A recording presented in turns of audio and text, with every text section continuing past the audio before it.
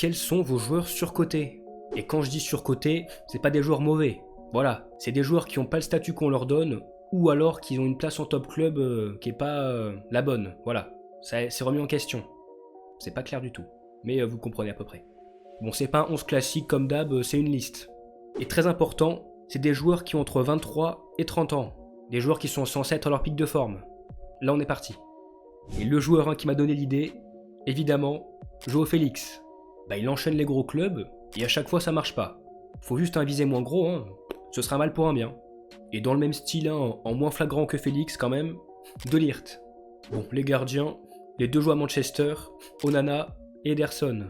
En fait, il y a trop d'erreurs pour un gardien de top club, quoi. Après, est-ce que United c'est encore un top club? C'est pas le débat. Bon, là, je vais pas me faire des amis.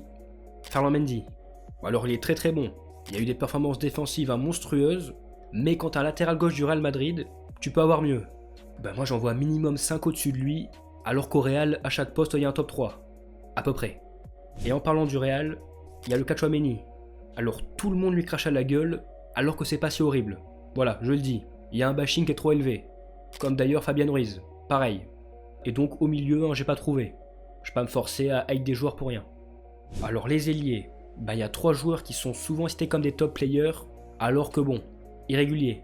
Sané, Rashford et Léao. Oui, Léao, ça va faire débat, mais il manque un truc.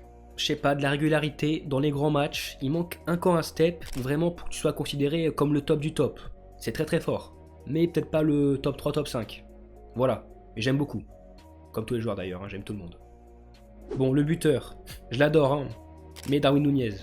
Alors il a fait une très grosse saison l'an dernier, mais quand t'es Darwin Nunez et que tu prétends être dans le top du top, faut faire ça à chaque fois. Donc chaque saison, faire des grosses saisons. Et il fait pas ça. J'aime beaucoup, pareil. Et je vais dire ça à chaque joueur, putain. Et pour finir, un dernier nom sur lequel je vais pas épiloguer, Vlahovic. Et je vous laisse sur ça. Donc donnez-moi les vôtres en commentaire.